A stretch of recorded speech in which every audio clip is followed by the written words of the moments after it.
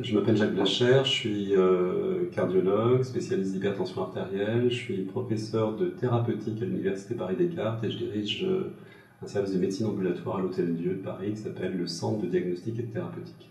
Bonjour, donc moi je suis le docteur Hélène Lelon, je suis spécialiste en médecine générale et également spécialiste en hypertension artérielle et je travaille au Centre de diagnostic et de thérapeutique à l'Hôtel-Dieu de Paris. Qu'est-ce que la pression artérielle ? À chaque contraction cardiaque, il y a un volume de sang qui est éjecté dans l'aorte. Ce volume de sang arrive sous pression dans l'aorte. C'est le moment de la pression maximale ou pression systolique. Et puis, pendant la pause cardiaque, eh bien, la pression dans l'aorte va diminuer jusqu'à un niveau minimum qui est la pression artérielle diastolique. Le niveau de pression artérielle va être dépendant, bien entendu, de la quantité de sang qui est éjectée à chaque révolution cardiaque dans l'aorte, donc à ce volume de sang, mais aussi à la force d'éjection du sang. Et puis d'un autre côté, au niveau du réceptacle, c'est-à-dire le système artériel, eh bien, le niveau de pression artérielle va être dépendant de la réception de ce volume de sang dans les gros troncs artériels. C'est-à-dire que pour une aorte qui est très souple, l'augmentation de la pression à chaque systole va être relativement réduite. Et pour une aorte qui est très rigide, on va avoir une augmentation très importante de la pression, donc un maximum de pression artérielle à chaque systole. On considère que la pression artérielle normale, c'est une pression artérielle maxima ou systolique inférieure à 140 mm de mercure ou 14 cm de mercure, et une pression artérielle minima ou diastolique inférieure à 90 mm de mercure ou 9 cm de mercure. Donc lorsque on a une pression artérielle par exemple à 12,8, eh bien on donne d'abord le premier chiffre qui est la pression artérielle maxima, puis ensuite le deuxième chiffre qui est la pression artérielle minima. Et donc lorsqu'on a 12,8, c'est pas qu'on a 12,8 de pression artérielle, mais c'est qu'on a 12 de maximum et 8 de minimum. Et encore une fois, il faut que le maximum soit inférieur à 140 pour être normal, et il faut que le minimum soit inférieur à 90 pour être normal, donc 12,8 c'est normal. Comment mesure-t-on la pression artérielle ? Alors, la plupart du temps, c'est votre médecin généraliste ou le médecin du travail qui va mesurer lors d'une consultation la pression artérielle. C'est d'ailleurs sur ces chiffres que se base la définition de l'hypertension artérielle, dont on a vu tout à l'heure que l'hypertension était pour des mesures supérieures ou égales à 140-90. Mais il faut savoir que la pression artérielle, de manière normale, varie au cours de la journée et que du coup, une mesure comme ça, isolée, n'est pas forcément représentative du niveau de pression artérielle de l'individu pendant toute sa journée.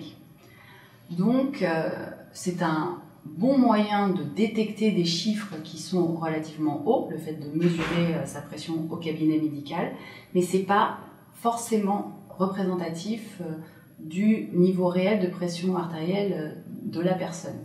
C'est pour ça qu'aujourd'hui, quand on mesure sa pression au cabinet et qu'on trouve que les chiffres sont un peu hauts, on va confirmer le diagnostic d'hypertension par des mesures qui se font en dehors du cabinet médical. Et donc il y a deux grands moyens de le faire. C'est par l'automesure, où donc le patient va avoir un appareil qui permet de mesurer sa tension et le médecin va lui expliquer comment il doit la mesurer par un protocole qui est le même pour tout le monde, avec 3 mesures le matin, 3 mesures le soir, pendant 3 jours de suite. Et c'est la moyenne de ces mesures qui vont nous donner une idée du niveau réel de pression artérielle de la personne. Donc il existe pour ça plusieurs appareils qui sont en général de bonne qualité. Il faut mieux privilégier les appareils brassards plutôt que ceux qui se portent au poignet. Les brassards sont plus fiables. Et il existe aussi des appareils connectés donc qui permettent de mesurer la pression artérielle et de transmettre directement à son device ces chiffres de pression. Mais il faut savoir que quel que soit l'appareil qu'on utilise, il faut respecter le protocole donc, de la règle des 3 dont on a parlé avant, et donc ça nécessite quand même d'en parler à son médecin ou à une infirmière qui connaît, qui est spécialisée en éducation du patient pour savoir comment mesurer sa pression artérielle, parce que c'est pas un thermomètre, on ne mesure pas sa pression artérielle comme ça à tout moment de la journée. Elle va varier, et si on ne respecte pas le protocole, on va avoir des chiffres qui ne correspondent pas forcément à quelque chose de pertinent. Et puis, à part ça, il existe aussi pour les personnes pour qui c'est compliqué de mesurer comme ça soi-même sa tension artérielle, des appareils que l'on porte pendant 24 heures, donc on va venir placer en général soit à l'hôpital, soit à des cabinets de spécialistes qui sont équipés. On va poser l'appareil, ça va prendre la tension artérielle toutes les 20 ou 30 minutes selon les appareils, et le lendemain, on enlève l'appareil et on va avoir donc toutes les mesures sur 24 heures, et ça nous donnera un bon reflet du niveau de pression artérielle de l'individu. Quels sont les déterminants de l'hypertension artérielle? L'hypertension artérielle, c'est une maladie qui est multifactorielle. Il y a, c'est presque sûr, des facteurs génétiques qu'on ne connaît pas exactement, mais on sait qu'on a des familles d'hypertendus, donc il y a une prédisposition génétique à avoir de l'hypertension artérielle, et surtout des facteurs environnementaux sur lesquels on peut agir pour la plupart. Donc, par exemple, le poids, pouvoir maîtriser son poids pour garder un IMC. Alors l'IMC, c'est l'indice de masse corporelle. En fait, ça correspond à notre poids divisé par notre taille au carré. Et cet IMC, si on le maintient en dessous de 25, on considère qu'on a un poids normal, et ça permet de diminuer son risque de survenue d'hypertension artérielle. Il y a beaucoup d'autres facteurs comme ça, comportementaux, qui peuvent nous aider à prévenir l'hypertension artérielle, même chez des sujets qui ont une prédisposition génétique et qui sont basés sur l'alimentation. Donc les alimentations plus riches en fruits et légumes, moins riches en sel, moins riches en graisses saturées, sont des alimentations qui protègent, qui améliorent en tout cas le niveau de pression artérielle. L'activité physique régulière améliore le niveau de pression artérielle. Avoir une consommation d'alcool nulle ou modérée fait partie des mesures. On parle aussi du stress comme facteur aggravant ou déclenchant l'hypertension artérielle. Ça, c'est un facteur qui est encore discuté, peut-être. Si c'est le cas, c'est certainement un petit facteur. Quels sont les symptômes et complications d'une hypertension artérielle? Alors, il peut y avoir toute une série de symptômes dans l'hypertension artérielle. Les symptômes les plus courants, ce sont des maux de tête, ce sont des vertiges, ce sont des bourdonnements dans les oreilles, ce sont des modifications du champ visuel avec parfois des taches sombres qui passent devant le champ visuel. Mais il faut savoir que dans l'immense majorité des cas, eh bien, l'hypertension artérielle est une maladie sans symptômes. C'est ce que les Américains appellent « silent killer », le tueur silencieux, parce que justement, l'hypertension artérielle ne donne pas de symptômes, mais peut donner des complications. Et de temps en temps, malheureusement, on est amené à faire le diagnostic de l'hypertension artérielle au moment de la première complication, parce que le patient ne savait pas qu'il était hypertendu depuis des mois, depuis des années, parfois depuis des décennies, parce qu'encore une fois, il n'avait pas de symptômes. Les complications de l'hypertension artérielle, ce sont des maladies qui ne sont vraiment pas recommandables, puisque à partir du moment où l'hypertension artérielle va toucher tous les organes du corps, puisque tous les organes sont vascularisés, eh bien, il y a potentiellement des complications sur chacun des organes. Les complications principales, c'est au niveau du cœur, donc l'infarctus du myocarde, l'insuffisance cardiaque, l'arythmie cardiaque. Au niveau du cerveau, eh bien, c'est l'attaque cérébrale, l'accident vasculaire cérébral, qu'il soit ischémique par embolie ou alors hémorragique avec une hémorragie intracérébrale. Mais c'est aussi la terrible démence, puisqu'on sait aujourd'hui que la démence, notamment d'Alzheimer, eh bien, c'est une maladie qui correspond à une dégénérescence des cellules nerveuses, mais cette dégénérescence est le plus souvent d'origine vasculaire. Donc l'hypertension artérielle fait le lit de la démence. Et on a démontré aujourd'hui, on le verra plus tard, que le traitement de l'hypertension artérielle réduit le risque de démence. Alors il y a d'autres complications plus rares de l'hypertension artérielle. Au niveau des reins, par exemple, on peut être en insuffisance rénale terminale, nécessitant une greffe ou une dialyse. À cause de l'hypertension artérielle, on peut avoir des problèmes oculaires, avec, dans certains pays, l'hypertension artérielle qui est encore une des grandes causes de cécité lorsqu'elle n'est pas traitée. On peut avoir chez la femme enceinte de la prééclampsie ou de l'éclampsie, qui est une complication relativement rare de la grossesse. Et puis, on peut avoir différents anévrismes sur différents territoires vasculaires. Bref, toute une série de complications chez les patients hypertendus, mais avec la bonne nouvelle qui est que ces complications sont en grande partie prévenues par le traitement antihypertenseur. Quels sont les objectifs du traitement antihypertenseur ? L'hypertension artérielle, c'est en fait la première maladie chronique, la plus fréquente. Et on considère qu'en France, il y a à peu près 15 millions de patients qui sont hypertendus. Et sur ces 15 millions d'hypertendus, il y en a un peu plus de 12 millions qui prennent tous les jours un traitement antihypertenseur. L'objectif du traitement antihypertenseur, c'est d'éviter les complications attribuables à l'hypertension artérielle. Et encore une fois, on a aujourd'hui de très nombreux essais thérapeutiques qui ont clairement démontré que lorsqu'on réduit les chiffres de pression artérielle, que ce soit avec des médicaments ou avec des mesures non médicamenteuses, eh bien on réduit de façon substantielle le risque de complications. Alors pour avoir un niveau minimum de complications, on n'arrive pas à les annihiler complètement, et pour avoir un niveau minimum de complications, il faut qu'on réussisse à contrôler les chiffres de pression artérielle.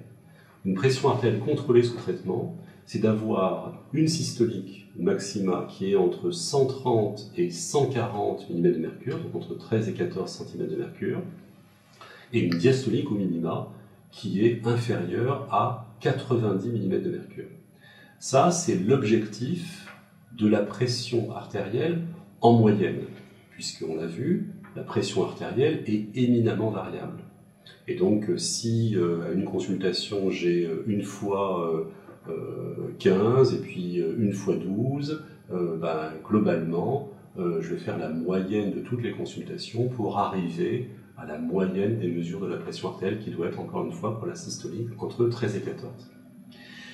De temps en temps, il faut qu'on ajuste le traitement en modifiant par exemple l'horaire des prises de pression artérielle ou en modifiant le nombre de médicaments antihypertenseurs qu'on va donner aux patients, parce que la pression artérielle est contrôlée en moyenne, mais de temps en temps, on est en fin de traitement et la pression artérielle est trop élevée, ou alors de temps en temps, on est sur des pressions artérielles trop basses parce que le traitement est, à certains moments de donner de la journée, trop efficace.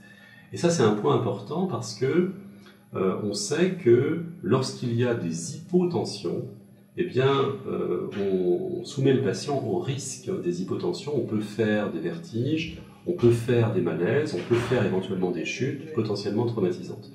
Donc il faut qu'on réussisse à contrôler la pression artérielle. L'élément le plus important, c'est le niveau moyen de la pression artérielle, mais il faut aussi qu'on essaye d'éviter les creux trop profonds et les vagues trop hautes chez les patients. Quelles sont les maladies chroniques liées à l'hypertension artérielle ? Alors on a vu 15 millions d'hypertendus en France, donc on sait que la première maladie chronique liée à l'hypertension artérielle, c'est le vieillissement. Parce qu'en fait, on est rarement hypertendu lorsqu'on est jeune, et on est fréquemment hypertendu lorsqu'on prend de l'âge. On dit que lorsqu'on part à la retraite, 60-65 ans, on a plus de risques d'être hypertendu que d'être normotendu. Donc la fréquence de l'hypertension artérielle chez les plus de 60 ans, c'est plus de 50% de la population. Et ça s'aggrave encore lorsqu'on prend de l'âge. Donc la première maladie associée à l'hypertension artérielle, si c'est une maladie, c'est le vieillissement. Et puis on sait que dans certains cas, on a plus de risques d'être hypertendu. Lorsqu'on est obèse, on est plus hypertendu que lorsqu'on est de poids normal. Lorsqu'on a une autre maladie chronique, comme par exemple du diabète, eh bien, on est plus à risque d'être hypertendu que lorsqu'on n'est pas diabétique. Lorsqu'on a des maladies inflammatoires chroniques, par exemple une polyarthrite rhumatoïde, eh bien, on a plus de risque d'être hypertendu. Et puis, il y a de temps en temps des médicaments qui vont augmenter le risque d'hypertension artérielle. Par exemple, les patients qui prennent des anti-inflammatoires non stéroïdiens vont augmenter leur risque d'hypertension artérielle.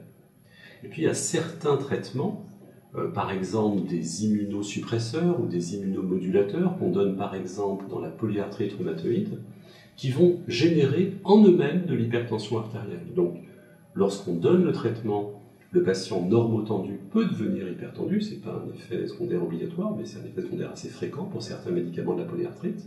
Et puis lorsqu'on arrête le traitement, si on décide de l'arrêter et de changer le traitement chronique de la polyarthrite, la pression artérielle va revenir à son niveau initial.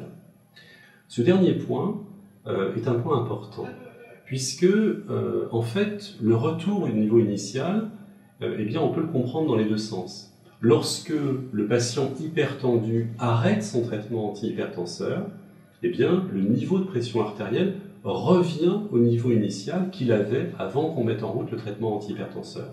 Les patients demandent souvent, est-ce que je peux arrêter mon traitement antihypertenseur ou est-ce qu'à partir du moment où vous le mettez en route, je ne pourrai plus jamais l'arrêter et que c'est un traitement à prendre à vie?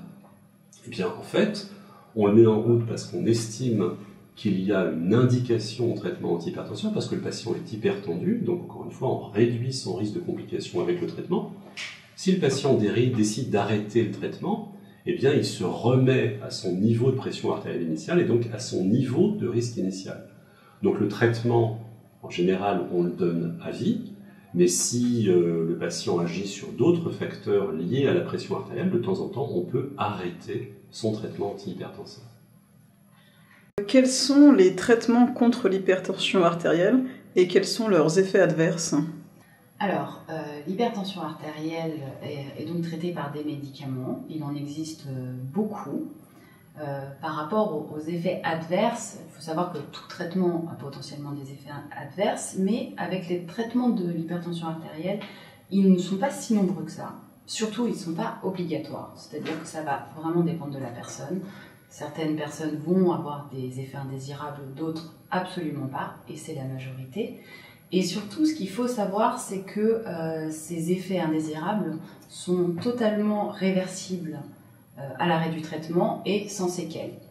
Donc, quand on initie un traitement pour la pression artérielle, ça fait partie des premières choses qu'on regarde pour le traitement. Est-ce qu'il contrôle mes chiffres de pression artérielle d'une part, et est-ce qu'il est bien toléré? S'il n'est pas toléré, c'est pas très grave, on en parle avec son médecin, il faut en parler avec son médecin, et on change le traitement. Il existe 7 ou 8 classes de traitement antihypertenseur et plus de 100 molécules, donc on trouvera un traitement qui n'a pas d'effet indésirable et qui permet de contrôler les chiffres.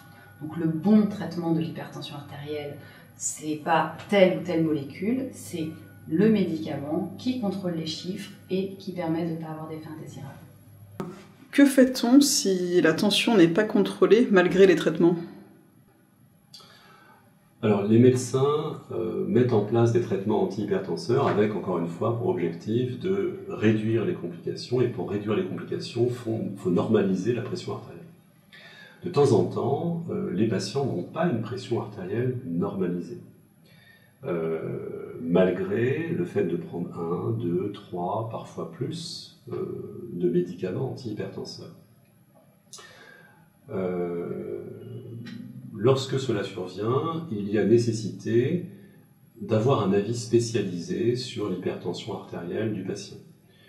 Dans la majorité des cas, l'hypertension artérielle est prise en charge en médecine générale. Il n'y a pas besoin d'avoir un spécialiste d'hypertension artérielle, qui soit néphrologue, spécialiste des reins, cardiologue ou endocrinologue, qui se penche sur le dossier du patient. Si le traitement convient, eh bien, encore une fois, pas de nécessité de prise en charge spécialisée. Mais dans ces cas où l'hypertension artérielle va résister au traitement, il y a besoin d'avoir un avis spécialisé pour essayer de trouver la cause de la résistance. La cause de la résistance, ça peut être qu'on soit passé à côté d'une forme dite secondaire d'hypertension artérielle. Dans la majorité des cas, plus de 90% des cas, l'hypertension artérielle est, on dit, essentielle, c'est-à-dire sans cause surajoutée. Et puis parfois, il y a quelques types de maladies qui peuvent se compliquer d'une hypertension artérielle. Donc, par exemple, des maladies de la thyroïde, ou d'autres maladies, d'autres glandes de l'organisme, comme par exemple les glandes surrénales, ou alors des maladies des artères, avec des rétrécissements sur les artères, notamment sur les artères à destinée rénale, ou alors des maladies parenchymateuses rénales, ou d'autres maladies encore plus rares qui peuvent donner, encore une fois, des hypertensions artérielles secondaires. Lorsque les chiffres de pression artérielle ne sont pas contrôlés sous traitement, eh bien, on doit envisager de faire un bilan pour éliminer ou pour objectiver l'une de ces maladies d'hypertension artérielle secondaire. Et puis, dans d'autres cas, il n'y aura pas d'hypertension artérielle secondaire, mais le patient aura une forme d'hypertension artérielle qui est particulièrement difficile à contrôler avec les médicaments. Et c'est là où on a besoin d'un avis vraiment spécialisé pour pouvoir associer des médicaments qui sont plus adaptés à la forme d'hypertension artérielle du patient. Alors il y a en France un maillage du territoire avec des centres experts en hypertension artérielle. Il y en a, je crois, 14 sur le territoire français, il y en a 3 ou 4 en Île-de-France. Et ces centres sont des centres de recours, à savoir que les patients viennent dans ces centres, en général adressés par leur médecin généraliste ou même par leur médecin spécialiste, pour justement donner un avis expert sur leur forme un peu compliquée, un peu difficile d'hypertension artérielle. Les traitements non conventionnels sont-ils efficaces? Alors, dans l'hypertension artérielle, on a deux grandes familles de traitements qui ont démontré leur efficacité. Il y a d'abord les traitements non médicamenteux, et puis les traitements médicamenteux. Il y a 7 ou 8 grandes classes de médicaments antihypertenseurs qui ont encore une fois démontré leur efficacité. Démontré leur efficacité parce qu'ils ont démontré qu'ils réduisaient les chiffres de pression artérielle, mais aussi qu'ils réduisaient le risque de complications d'hypertension artérielle, puisque c'est le but ultime de la mise en route d'un traitement antihypertenseur. Et puis il y a des traitements, on va dire, non conventionnels dans l'hypertension artérielle, qui ne font pas partie ni des traitements non médicamenteux classiques, ni des traitements médicamenteux classiques. Alors par exemple, il y a des produits de naturopathie qui se proposent d'améliorer les chiffres de pression artérielle.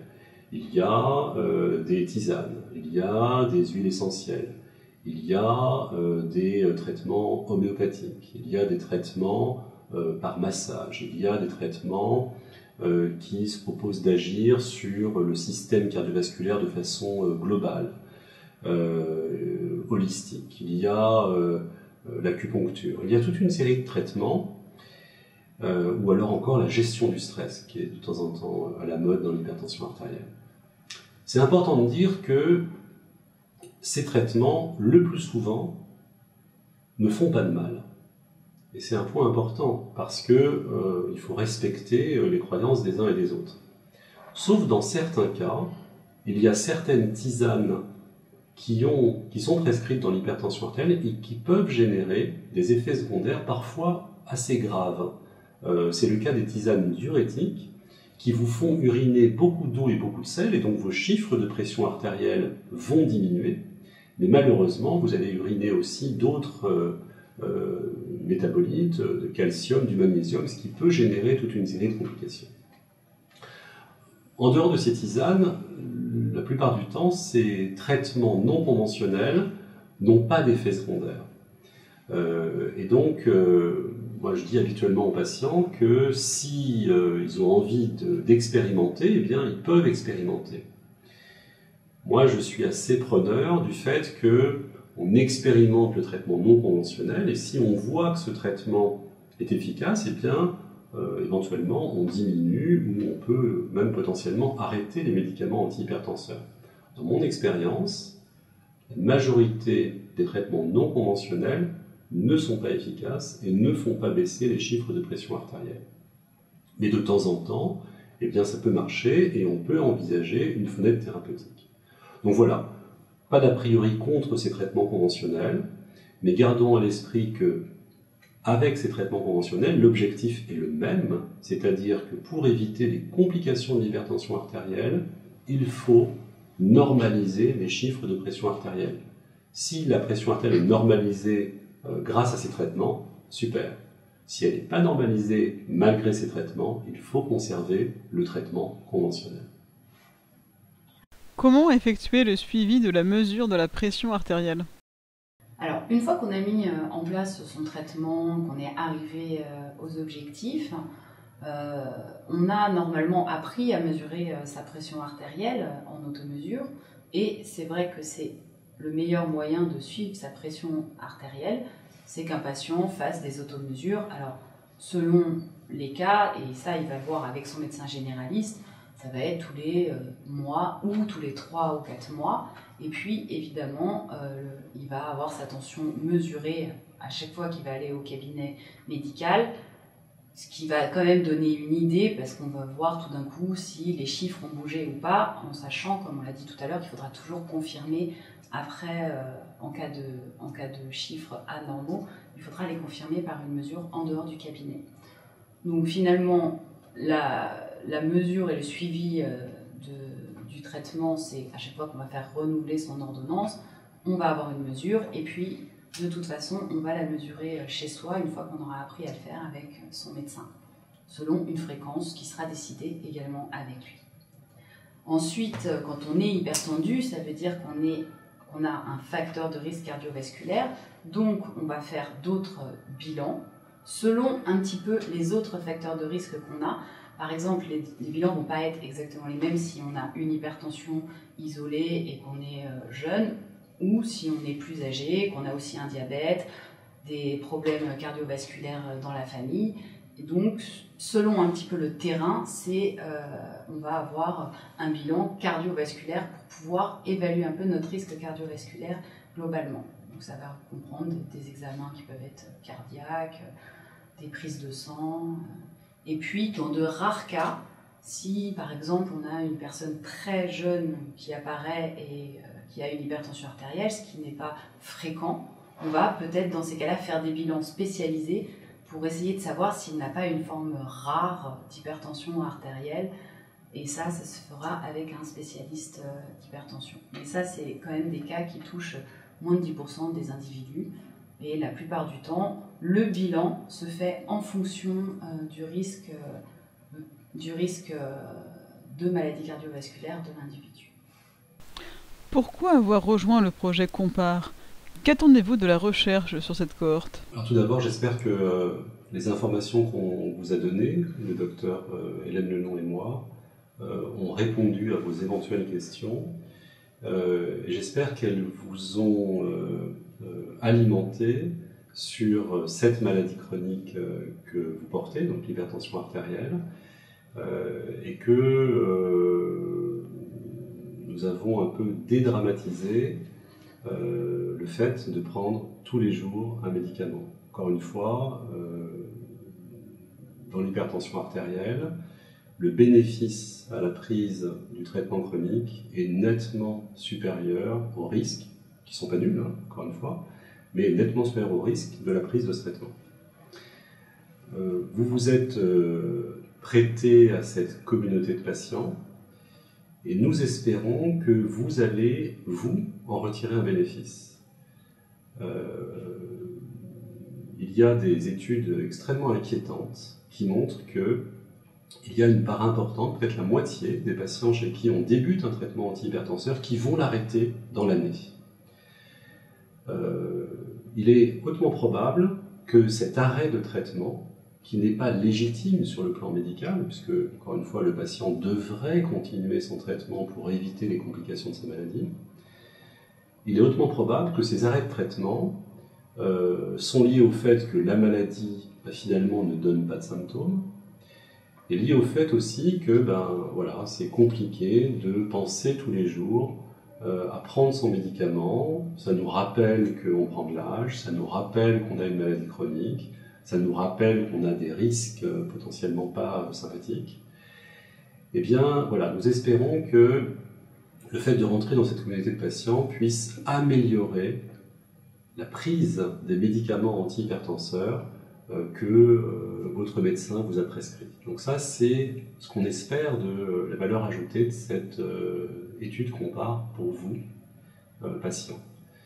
Pour nous, spécialistes d'hypertension artérielle, eh bien, on va essayer d'améliorer nos connaissances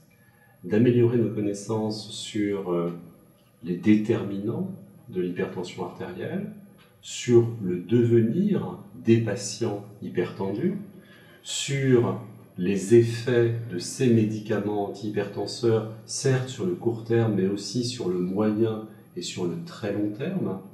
Et puis, on espère que on va réussir, nous, médecins spécialistes d'hypertension artérielle, à faire progresser les connaissances dans des cas pour lesquels aujourd'hui on a relativement peu d'informations scientifiques.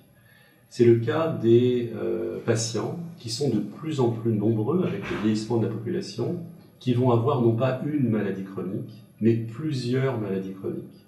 On parlait tout à l'heure du diabète, de la polyarthrite rhumatoïde. Eh bien, il y a des patients qui ont un diabète, une polyarthrite rhumatoïde, une hypertension artérielle. Et plus on prend de l'âge, plus on va avoir des maladies chroniques. Eh bien, lorsqu'on a 3, 4, 5, 6 maladies chroniques, aujourd'hui, on a peu de données dans la littérature médicale qui nous aident à une meilleure prise en charge de ces patients. L'étude compare, nous l'espérons, va nous aider à individualiser les stratégies thérapeutiques les meilleures pour les différentes catégories de patients. Donc merci d'avoir participé à Compare. Rejoignez Compare et, ensemble, faisons avancer la recherche sur les maladies chroniques. Rendez-vous sur compare.aphp.fr.